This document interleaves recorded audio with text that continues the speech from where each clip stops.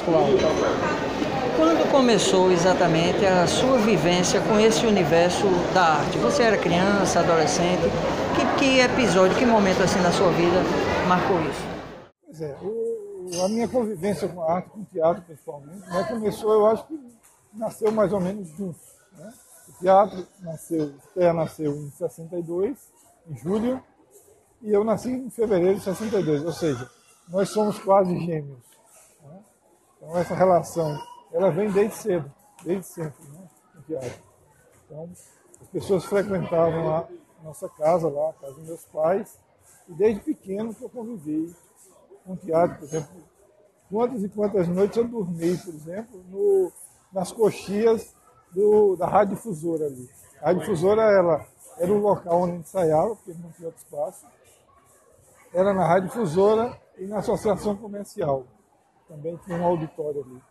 E na Rádio Difusora eu várias vezes dormia ali. No fundo do palco tinha uma cortina, e eu dormia entre a cortina e a parede ali. Várias vezes eu me recordo disso. Né? Então a minha vida sempre teve muito junto do teatro, né? Uma participação muito ativa, desde a criação do TEA, passando no período de 64, depois da Revolução, do golpe militar. Né? Eu também acompanhei muita coisa nesse tempo, assim, da censura, ir lá para ver os espetáculos, assistir. E eu tive presente escondido muitas vezes, na última fila lá do teatro, da Rádio Difusora, eles não podiam me ver, eu ficava assistindo os ensaios lá escondido. Sua formação, nesse caso, até mesmo na escola, também teve essa influência, né? Eu digo porque desde o primário que a gente tinha aquela questão de estar cantando aquelas músicas, de estar... Você não teve? Não, eu nunca fui muito ligado ao teatro em si. Eu nunca tive uma ligação muito direta com o teatro. Né? Eu sempre estive nas coxias do teatro. Sempre participei da parte técnica do teatro. Eu sempre tive um apoio direto, né? Mas nunca nunca atuei, de fato. Eu sempre tive, lógico, sempre admirava muito meus pais. Como tem sido até hoje, né? Você não é de atuar em cena, você desenvolve...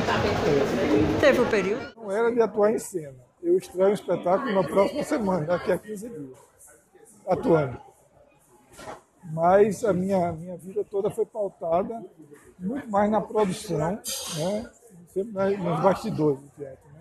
Sempre dando esse apoio possível para que aconteça. Que inclusive na história de Arari ela começou assim também, né? De início ela não era alguém que encenava, ela começou, digamos, no apoio. Então ela sempre esteve presente, mas era fazendo figurino, fazendo adereços, sempre teve nesse universo do apoio também, né? E eu me construí nesse lugar. O TEA está caminhando para 60 anos, né? São 56 para ser mais exato. E quando você olha assim para o passado, você já até contou um pouquinho disso, né? Que o surgimento do próprio TEA se confunde com o seu também, né? Foi praticamente o período que vocês nasceram juntos. Dividindo em décadas, de forma resumida, como é que poderia se contar essa história, né, do TEA? Porque ele marca não só a história do teatro na cidade, como também praticamente de todas as personalidades que lidam com o teatro, ou das principais, que já passaram ou pelo TEA, né, ou que ainda estão. E se fosse contar essa história em décadas, de que forma seria isso? Pois é, o TEA ele está atuante, né, ele é o segundo grupo mais antigo em atuação ininterrupta no Brasil. Ele é um grupo que tem essa perenidade de 56 anos, produzindo, criando e formando atores, sensibilizando de um modo geral. Né? Por lá, pelo grupo, já passaram, eu acho que mais de 2 ou 3 mil pessoas. Entre pessoas que participaram ativamente dessa formação, né? Nesse período do tempo. E eu acho que o TEA ele teve várias histórias dentro da história. Né? A histórias mais políticas, no período de grupos que se formaram dentro do TEA, e depois tiveram vida própria, por exemplo. como o próprio Grupo Feira de Teatro, né? Que antigamente era o Grupo de Cultura Teatral, formado por Vital, Dalberon, Roberval. Eles começaram no TEA e depois partiram a ter uma vida própria. Para a gente também isso é muito gratificante e importante, né? E que o TEA seja um momento de passagem dessas pessoas, e elas possam depois construir a própria história. Para a gente foi muito importante esses 5 anos, 5 décadas, apoiando, incentivando e sensibilizando as pessoas. E para pontuar nesse início, se eu não me engano, a data de fundação mesmo é 62. Não é isso? Porém, finalzinho dos anos 50, já começou essa movimentação com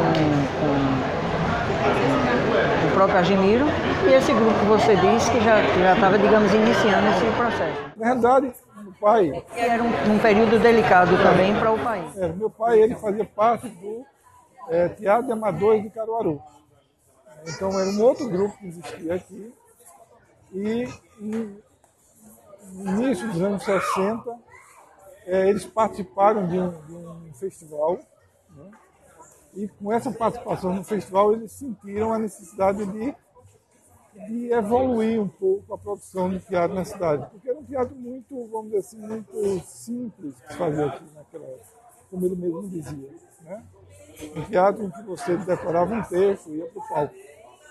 Então o TEA ele foi criado exatamente com esse pensamento de criar uma nova cultura teatral para a cidade, né? O teatro ele ser visto de uma outra maneira. Isso tem acompanhado a história do TEA, principalmente na profissionalização. E a gente, quando a gente fala em profissionalização em teatro, que é realmente às vezes uma coisa muito difícil de pensar, né? Se a gente sai dos grandes meios, dos grandes centros culturais, São Paulo, Rio de Janeiro, Belo Horizonte, né? E vai mais para a periferia, então chegando a Caruaru, então isso de certa forma é quase que uma utopia, se pensar em ser profissional de teatro numa cidade como Caruaru, né? Mas eu acho que o TEA tem contribuído para que isso aconteça. A década seguinte, que é a de 70, então marcou outro período nessa sequência da história. O grupo já estava com 10 anos de caminhada, já estava com um trabalho mais consolidado. Pois é. Então, pelo teatro, pelo TEA passou, por exemplo, Vital Santos. Vital Santos iniciou nos anos 70 no TEA. Então, com Feira de Caruaru, que ele escreveu, e participou e atuou pelo TEA nessa época. Então, esse ponto inicial de Vital, iniciando no TEA, então foi um dos fatores super importantes, porque eu acho que, de certa forma, trouxe um caráter político para o teatro, naquela época, do TEA, e regional. Uma coisa que se encenava muito textos clássicos. Vital conseguiu trazer isso, e isso, de certa forma, por exemplo, tem uma forte influência na própria dramaturgia que meu pai depois conseguiu manter, trazendo um texto muito mais autoral. A década seguinte surge o FETEAG, não é isso? Porque passando dos anos 70 para os anos 80, essa origem do FETEAG trouxe também para a história da cidade uma nova marca, que foi essa inclusão, essa aproximação com os estudantes, né? Então eu queria que você narrasse um pouquinho de como foi isso. Ele foi idealizado por mim e Chico Neto, Chiquinho, né, carinhosamente chamado Chiquinho, que fazia parte do Grupo Feira, mas só que a gente tinha uma relação muito boa. E a gente resolveu criar o FETEAG. A intenção do FETEAG era exatamente promover a inclusão dos estudantes, né, despertar nos estudantes a vontade de participar do teatro. Então, o FETEAG era exatamente para isso, para que a gente conseguisse trazer os estudantes para junto do teatro. Ele não trazia para dentro do TEA, mas a gente ia de encontro a eles dentro das escolas. Então a ideia principal da criação do FETEAG é exatamente essa. Depois o FETEAG passou por várias fases, né? Mas o princípio era esse. E nos anos 90, que marca ele deixa ainda em relação aos festivais? A essa altura já tem grupos consolidados, os estudantes já têm surgido e se consolidado também como uma formação de plateia? Como é que ficou aí esse desdobramento? O festival ele começou, como eu falei anteriormente, como um festival estudantil, basicamente um festival estudantil. E um festival estudantil localizado na cidade. Então a participação, a prioridade era dos grupos da cidade, os grupos estudantis da cidade.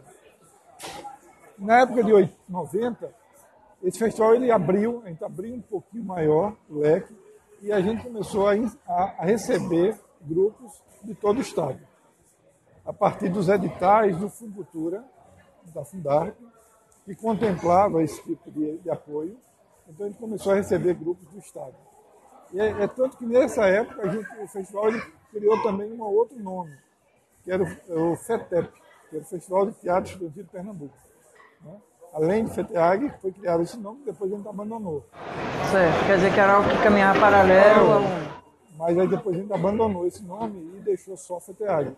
Mas foi o governo do estado ele oportunizou a partir do edital a ampliação da participação de grupos de todo o estado. Então, o que marca os anos 90 é exatamente essa participação mais ampla das escolas. Nos anos 2000, salvo engano, né, digamos assim, nessa década seguinte, isso, além de abrir para outros estados, começou a atrair também grupos de mais longe ainda, São Paulo, Rio, de um porte mais profissional. Foi quando já se chegou a Recife, ainda não?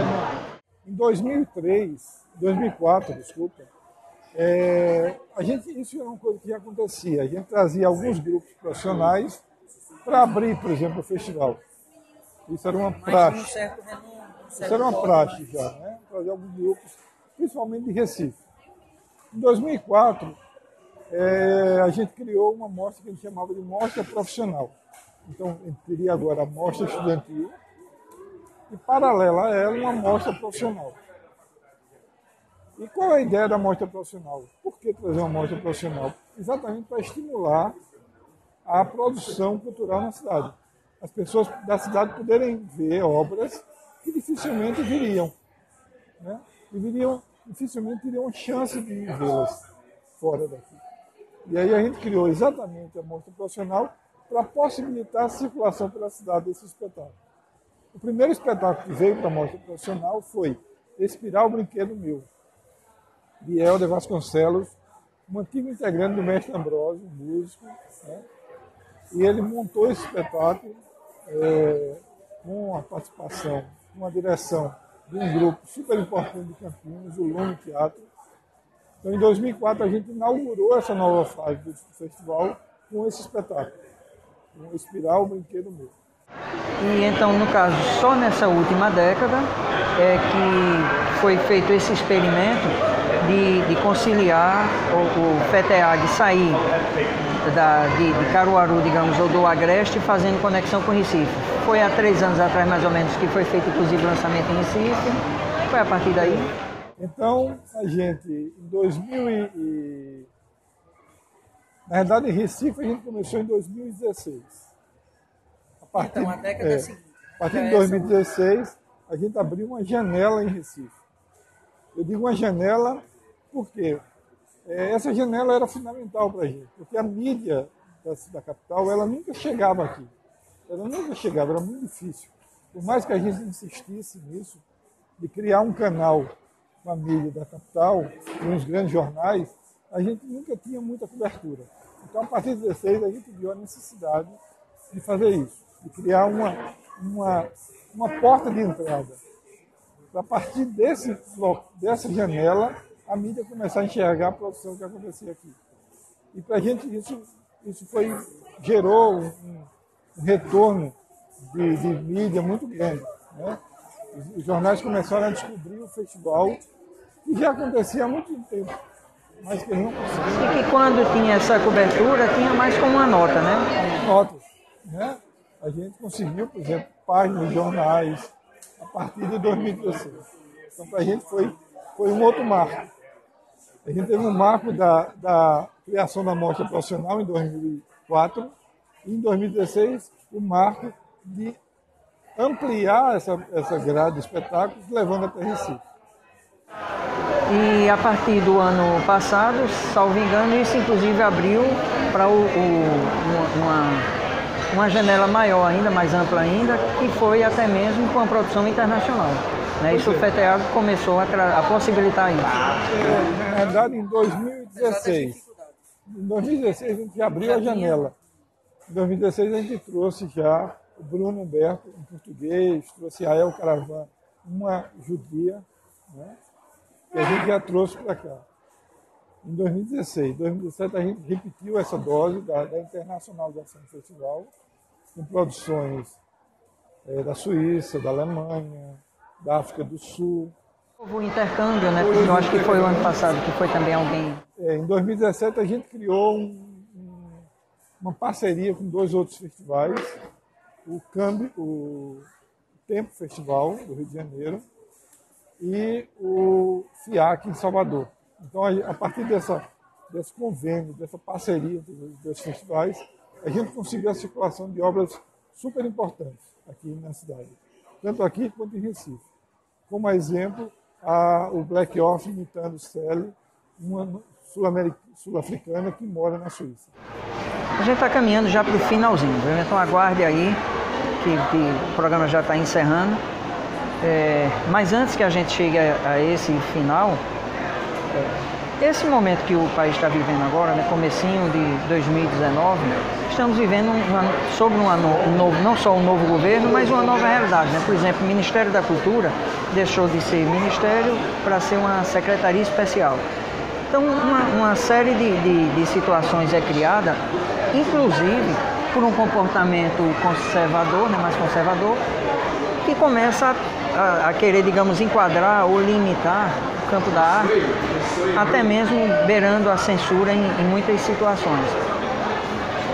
Como vocês, né, ou você, que é o, digamos, responsável produtor, mesmo junto com a Arari, como vocês estão vivendo esse momento, que a gente poderia dizer que é de retração, né, de manifestações artísticas, ou até mesmo de tolir, né, ou limitar determinadas situações, como você vê esse momento e como é que vocês estão enxergando também a perspectiva futura? Né? Vai ser um momento que vocês vão dar uma pausa, vão refrear para observar um pouquinho como as coisas estão acontecendo.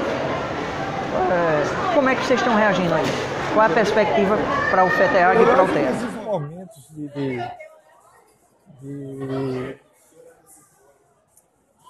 esses momentos difíceis que a gente passa, né, na política toda, né, um cerceamento de direitos, de liberdades e tal, eu acho que isso só estimula, na realidade, né? Então eu acho que isso é um estímulo a mais para a produção. A gente se apega a isso para a gente poder dar um outro passo. Né? Então, o FETEAGRO, eu acho que a cada ano ele se redescobre, se recria. Né? Então, com todo esse perfil que a gente tem conservador, a gente resolveu dar um outro passo, que eu acho super importante, que primeiro é o desmembramento do festival. A gente passa agora a ter não só um festival, uma mostra, a gente passa a ter 2 mostras em datas distintas. A gente vai ter uma mostra estudantil, que ela vai acontecer agora em maio, de 13 a 17 de maio, e uma mostra profissional que vai acontecer de 17 a 26 de outubro. Então, na roda da história, digamos assim, vocês vão resgatar um pouco aquela origem inicial do festival, que era mexer de novo com essa seara juvenil, né, estudantil. Pois é, ela nunca se perdeu o foco. Acontece que, com o passar do tempo, ela ficou muito, vamos dizer, limitada dentro do grade. Houve uma expansão muito grande da mostra profissional. A mostra profissional ela cresceu assim de forma exponencial assim, o crescimento. Só que a mostra estudantil ela não acompanhou o desenvolvimento dela. Então a gente resolveu desmembrar, fazer 2 mostras separadas e com isso a gente poder aprofundar e ampliar a discussão de cada tema. Eu já tive uma reunião, a primeira reunião com a secretária de Educação do município, Marta. Ontem eu estive com ela e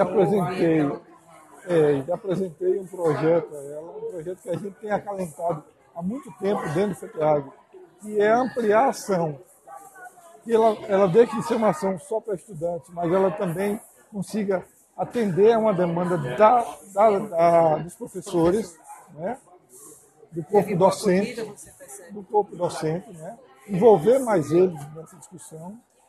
E a gente levou uma proposta para a atual secretária de Educação, no sentido de a gente, além da mostra do estudantil, a gente também promoveu um congresso de arte e educação no município, que seria o primeiro congresso de arte e educação no município. Eu me chamo Marta, sou secretária de Educação do município de Caruaru.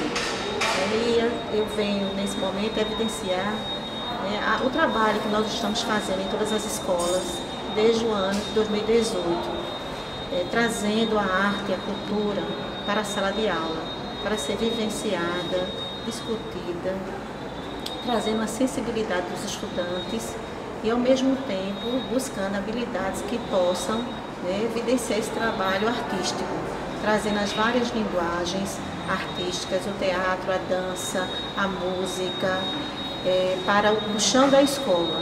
Então, em 2019, continuaremos e ampliaremos para mais escolas e, ao mesmo tempo, manteremos parcerias com órgãos como a Companhia de Teatro e fazendo com que a comunidade possa perceber esse momento, trazendo a cultura de Caruaru, resgatando todo esse universo artístico e tão rico que nós temos. Então, esse ano a gente já pode esperar, já pode contar com essa novidade, né? Em maio, uma primeira edição, digamos, do FETEAG, e no segundo semestre, outubro. Essa vivência que o Fábio tem, né, com a trajetória do teatro e da arte e da cultura, que inclusive ele disse que a própria história do que ele vem desenvolvendo com a arte já nasceu de berço com ele, é uma vivência assim, que nos inspira, né, para a nossa vida. Eu quero dizer isso não só em relação ao que o Agemiro e que a Arari, né, já representa para a gente, mas dizer isso também com você, que é um desafio, né? Eu sempre vejo também como alguém assim, alguém ousado na vida, então eu espero que isso possa, mesmo em tempos não tão fáceis como esse, permanecer em você, porque através desse trabalho desenvolvido, né, não só como o FETEAG, muitas pessoas que lidam com a arte, que lidam com a cultura, acabam sendo oxigenadas, né, para permanecer acreditando em dias melhores para esse país, não tolindo, como eu disse, né, não fechando essas possibilidades para a expressão artística, cultural, mas pelo contrário, né, que através da arte e da cultura isso possa ser cada vez mais conseguido. Como você disse, no períodozinho do surgimento, né, do TEA, que foi os anos 60, parece que na roda da história, né, isso se ensaiou, está se ensaiando começar de novo. Então, que bom ver, né, vocês trazendo esse fôlego novo para que a gente possa vislumbrar, né, horizontes melhores, não só para a área cultural e a área artística, mas também para toda a sociedade brasileira.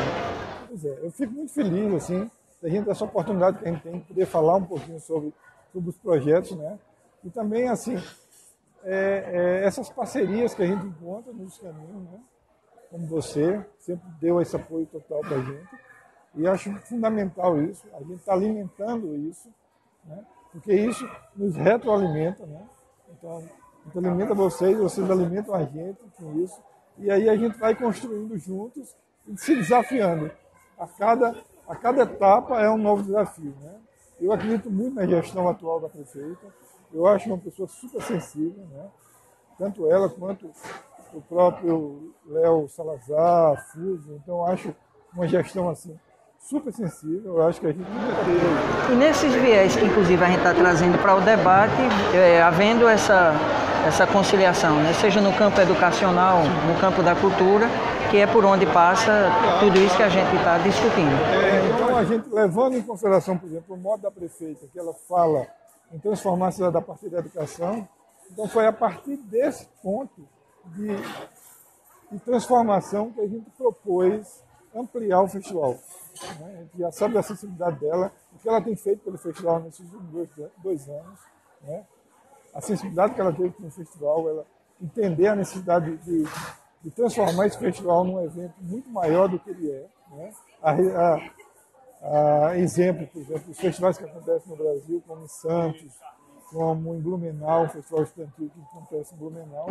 Então, de como a gente pode transformar Caruaru numa referência nacional em termos de teatro, voltar a ser, a gente já teve isso nos anos 70, mas o Caruaru voltar a ser um centro produtivo, né, e exportador disso.